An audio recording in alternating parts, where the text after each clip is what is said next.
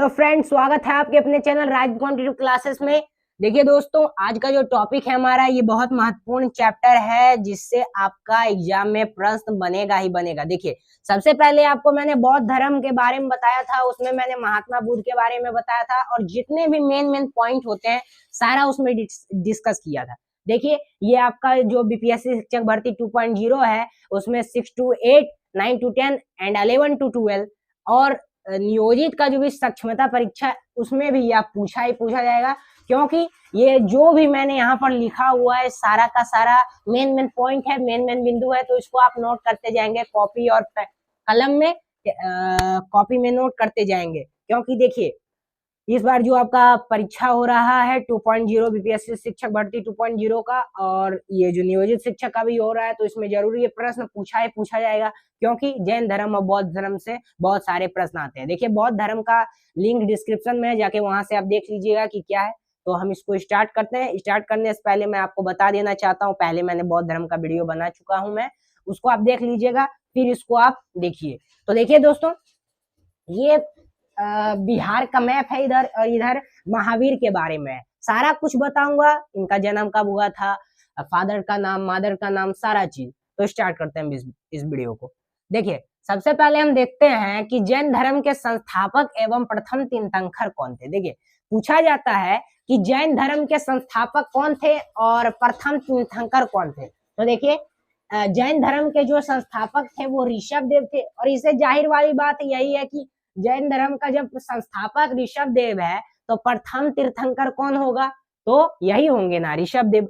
और इनका एक और नाम है आदिनाथ। देखिए, ऑप्शन में यह भी फंसाता है, ऋषभ देव नहीं देके आदिनाथ दे दे कि जैन धर्म का संस्थापक कौन है, तो आदिनाथ इनका नाम क्या है, इनको कहा जाता है यह नाम से, और इनका जो वास्तविक नेम है वो ऋषभ देव है, और ये प्रथम तीर्थंकर थे जैन धर्म के। ठीक है, आगे देखिए क्या है कि जैन धर्म के 23वें तीर्थंकर पार्श्वनाथ थे, जो काशी के इक्ष्वाकु वंशीय राजा अश्वसेन के पुत्र थे। यहाँ पर एक बात आती है, यहाँ पर एक मेन पॉइंट आती है, क्या आती है कि जो जैन धर्म के 23वें तीर्थंकर थे वो कौन थे, तो ये पार्श्वनाथ थे, और ये किनके पुत्र थे, तो ये अश्वसेन के पुत्र थे।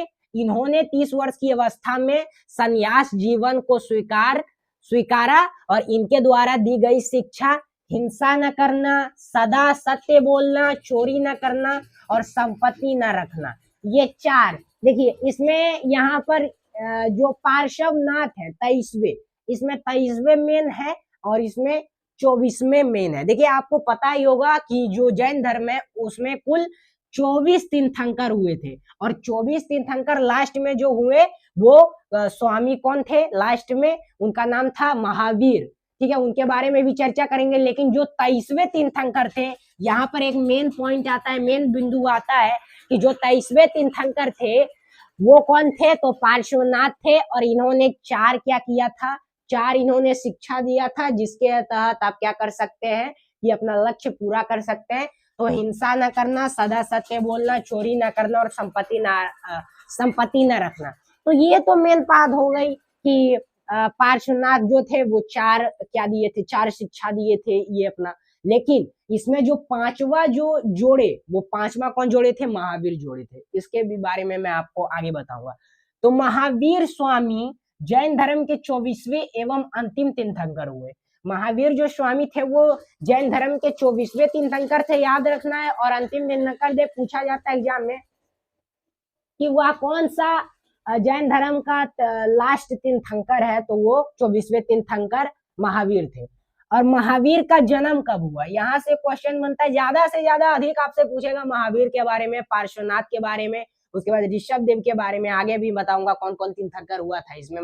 तो 24वें पूरा तो 24 तीर्थंकर था इसमें बात आता है कि महावीर का जन्म, तो महावीर का जन्म 1540 ईसा पूर्व यानी होता है कि ईसा मसीह के जन्म से पहले इनका जन्म हुआ था। और ईसवी पूर्व में कुंडग्राम वैशाली में हुआ, और वैशाली में हुआ था। इनका पिता का नाम सिद्धार्थ था, और ज्ञात के सरदार थे, और माता त्रिशला लिच्छवी राजा चेट्या की बहन थी। देखिए, यहाँ पर एक मेन बात आती है कि महावीर का जन्म 1540 ईसा पूर्व हुआ था, आपको ये मैंने बता दिया। पर इसमें जो मेन बात आती है कि इनके जो पिता थे सिद्धार्थ, सिद्धार्थ में बहुत लोग फंसते हैं या क्वेश्चन में कि सिद्धार्थ भाई महात्मा गौतम बुद्ध का नाम था इनका, लेकिन यहाँ पर सिद्धार्थ इनके पिता है। तो देखिए गौतम बुद्ध जो थे इनके बाद ही थे, तो गौतम बुद्ध जो थे ना उनका तो आप जानते ही, उस वीडियो में मैंने चर्चा किया है जो पहले बनाया, लिंक डिस्क्रिप्शन में जाके देख लेना। तो सिद्धार्थ जो है वो उनका नाम था, फिर बाद में उनका गौतम बुद्ध नाम रखा गया, और ये जो सिद्धार्थ है इनके पिता है, ठीक है, फंसना नहीं है। सिद्धार्थ और ये सरदार थे, और माता इनकी त्रिशला थी। त्रिशला कौन? लिच्छवी राजा चेटक की बहन। अब लिच्छवी राजा चेटक की बहन कौन थी, इसके बारे में, ये भी राजा के बारे में मैं बताऊंगा। ये राजा जो था ना, ये आगे चल के क्या करता है कि महावीर का प्रथम शिष्य बनता है, मतलब महावीर का प्रथम शिष्य नहीं बनता है, इसका जो है जब ये तीर्थंकर बनता है तो इसके मामा रहते हैं ये लिच्छवी राजा चेटक की बहन, लिच्छवी राजा जो इसके मामा रहते हैं। आगे मैं इसके बारे में बताऊंगा, पहले इधर देख लेते हैं। महावीर की पत्नी का नाम क्या था? यशोदा था, एवं पुत्री का नाम क्या था? अनोज्या प्रियदर्शनी था, ठीक है। तो यहाँ पर देखिए, यहाँ पर आगे चल के मैं आपको बताऊंगा कि जैन धर्म दो भाग में डिवाइड हो जाता है। एक हो जाता है श्वेतंबर दिगंबर। तो इसमें जो दिगंबर रहता है वो मानता है कि इनका कोई संतान नहीं था, और उसके बाद एक और जो आता है वो मानते हैं कि इसमें संतान था, ठीक है। तो इनका जो एक पुत्री थी जिनका नाम अनोज्या प्रियदर्शनी थी, और इनका विवाह किससे होता है? आगे चलकर जमाली से होता है, और यही जमाली महावीर के प्रथम शिष्य बनते हैं। यही जमाली इनके दामाद महावीर के प्रथम शिष्य बनते हैं, ठीक है। और फिर क्या होता है, आगे कुछ हो जाता है बहस, जिसके चलती वो जमाली जो होता है वो संघ छोड़ के चला जाता है। आगे मैं बताऊंगा इसके बारे में। महावीर के बचपन का नाम वर्धमान था, ठीक है। इन्होंने 30 वर्ष की उम्र में माता पिता की मृत्यु के पश्चात अपने बड़े भाई, इनका बड़ा भाई का नाम नंदीवर्धन था, और नंदीवर्धन से अनुमति लेकर संन्यास जीवन को स्वीकार किए थे ये महावीर। इनका बड़े भाई का नाम था नंदीवर्धन, ठीक है। और इनके माता पिता की मृत्यु हो गई थी, और कितने वर्ष? तो 30 वर्ष की अवस्था में। उसके बाद है 12 वर्षों की कठिन तपस्या के बाद महावीर को जम्बिक के समीप त्रिजुपालिका नदी, ये बहुत महत्वपूर्ण नदी है, बोलता है कि 12 वर्षों की कठोर तपस्या के पश्चात महावीर को कौन से वृक्ष, मतलब कौन से नदी के तट पर ज्ञान की प्राप्ति हुई थी? तो ये रिजुपालिका नदी के तट पर इनको ज्ञान की प्राप्ति हुई, तट के पर। और कौन से वृक्ष के नीचे? तो साल वृक्ष के नीचे। यहाँ पर देखिए सेम गौतम बुद्ध जैसा ये उनको निरंजना नदी, जिसको हम फल्गु नदी कहते हैं, उनमें हुआ था। और वृक्ष कौन था? तो बोधि वृक्ष के नाम से आगे चला, लेकिन वो पीपल के वृक्ष के नीचे तपस्या किए थे, जिनको उनको भी मिला था, और ये भी सेम है। उसके बाद साल वृक्ष के नीचे इनको तपस्या करते हुए संपूर्ण ज्ञान का बोध हुआ। इसी समय महावीर जिन विजेता, आर्त, पूज्य और बंधहीन कहलाए, ठीक है। तो ये 12 वर्षों की कठिन तपस्या होता है, अपने बड़ी भाई नंदीवर्धन से अनुमति लेते हैं 30 वर्ष की अवस्था में कि मुझे संन्यास जीवन जीना है, सन्यासी ये बनते हैं। उसके बाद त्रिजुपालिका के नदी के तट पर शाल वृक्ष के नीचे इनको कैवल्य ज्ञान प्राप्ति होती है। महावीर ने अपना प्रथम उपदेश प्राकृत अर्धमागधी भाषा में दिया। महावीर के अनुयायियों को मूलत निग्रह कहा जाता था। महावीर के प्रथम अनुयायी उनके दामाद जामाली थे। देखे जामाली थे बने। तो देखिए यहाँ पर मैंने पहले ही बता चुका हूं कि इसमें प्रश्न पूछता है कि महावीर के प्रथम अनुयायी कौन थे। तो इनके जो प्रथम अनुयायी थे, इनके स्वयं के दामाद प्रियदर्शनी की पति, जो इनके बेटी थी, एकमात्र बेटी अनोज्या प्रियदर्शनी, इनका ही पति जो था वो कौन था? जामाली। और इनका दामाद क्या बना? इनका प्रथम अनुयायी बना। फिर जैन धर्म, फिर है आपका प्रथम जैन भिक्षुनी, ठीक है। प्रथम जैन धर्म भिक्षुनी नरेश दगिवाहन की पुत्री चंपा थी। स्वामी महावीर के भिक्षुनी संघ की प्रधान चंदना थी। और जैन धर्म के त्रिरत्न है, एक सही विश्वास, उसके बाद फिर सही ज्ञान, सही आचरण, फिर त्रिरत्न के अनुशीलन से निम्न 5 महाव्रतों को पालन अनिवार्य है।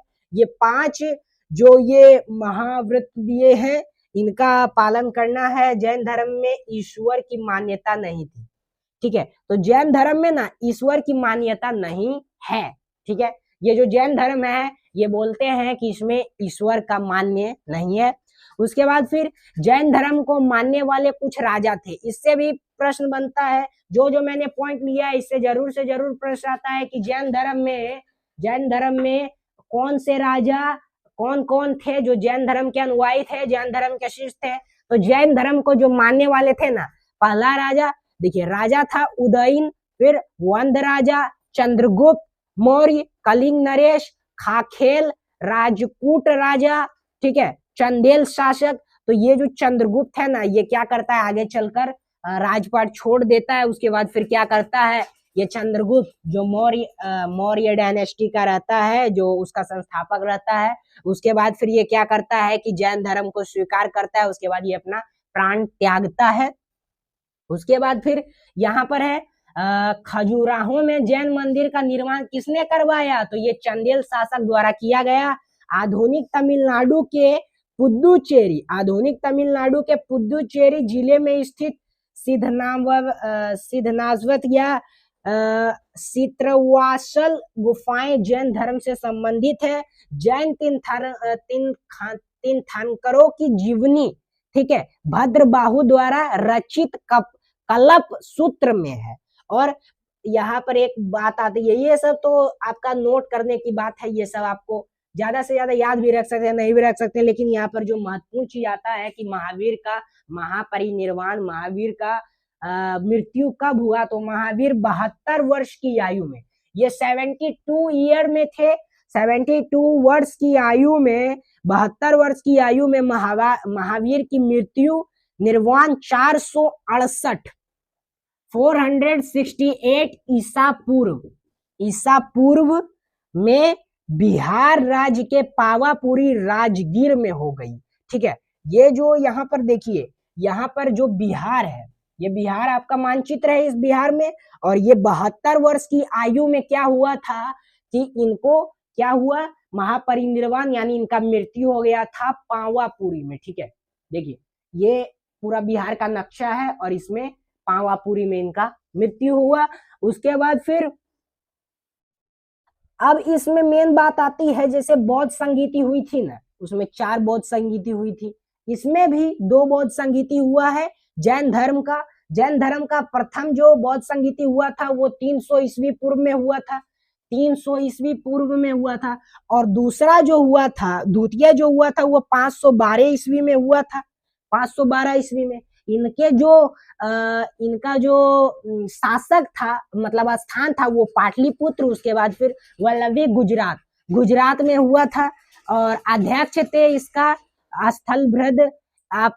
और उसके बाद यहाँ पर प्रथम द्वितीय याद रखना है, 300 ईस्वी पूर्व में प्रथम हुआ था। और यहाँ पर एक बात आती है कि लगभग 300 ईस्वी पूर्व में मगध में 12 वर्षों की क्या आती है, अकाल आती है।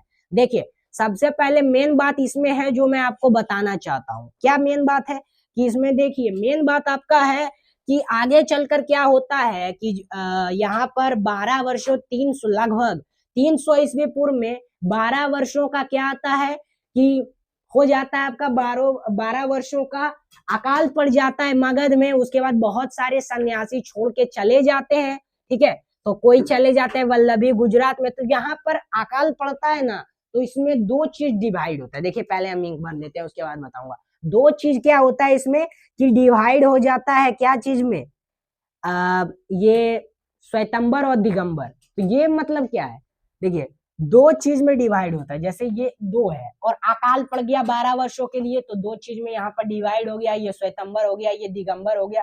तो श्वेतंबर में क्या था कि महावीर को, मतलब इसमें क्या था कि इसमें आप सफेद वस्त्र नहीं पहन सकते थे, और इसमें आप इसमें ये सब सफेद वस्त्र पहनते थे, इसमें स्त्रियों का प्रवेश नहीं था, इसमें स्त्रियों का प्रवेश था, ठीक है। और इसमें एक जो 19वां जो जैन तीर्थंकर है, आप इसका नाम कमेंट में बताइएगा। 19वां जो तीर्थंकर था, ये मानते थे कि ये स्त्री हैं और ये मानते थे ये पुरुष है। उसके बाद ये मानते थे कि महावीर का कोई संतान नहीं था, ये मानते थे महावीर का संतान था, उनकी एकमात्र पुत्री थी प्रियदर्शना, जिनका नाम अनुजा भी प्रियदर्शना कहते हैं, ठीक है। और उसके बाद यही बात आता है इसमें, दो अकाल पड़ जाता है, भीषण अकाल, 12 वर्षों का अकाल पड़ जाता है 300 लगभग 300 ईसा पूर्व में। उसके बाद फिर क्या होता है कि इसमें दो चीज डिवाइड हो जाता है, एक होता है दिगंबर और श्वेतंबर, ठीक है। तो ये जो बात है ना, ये पूरा आज का टोटल जो चैप्टर था हमारा, बिहार था, राजनीतिक मान था, इंडियन बुक डिपो, ठीक है।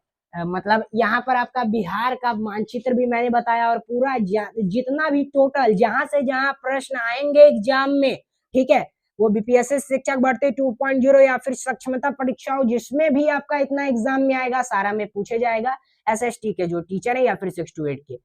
देखिए, तो आज का जो टॉपिक था हमारा वो था आपका महावीर के बारे में, पूरा जीवनी उनका बताया, कितने तीर्थंकर से सारा चीज बताया। तो दोस्तों, अगर चैनल पर नए हैं तो चैनल को सब्सक्राइब कीजिए, ताकि जो भी क्लास हो उसको आप जान सकें और पढ़ सकें, ताकि आप एग्जाम में बेहतर लिख जाएं। और जो भी अभ्यर्थी इस बार चयनित नहीं हो पाए, इस बार अच्छे से प्रैक्टिस कीजिए, तो इस बार आप चयनित होंगे। और हमारे चैनल को सब्सक्राइब कीजिए, लाइक कीजिए वीडियो को, और ज्यादा से ज्यादा अभ्यर्थी के पास शेयर कीजिए। तो धन्यवाद, फिर मिलते हैं।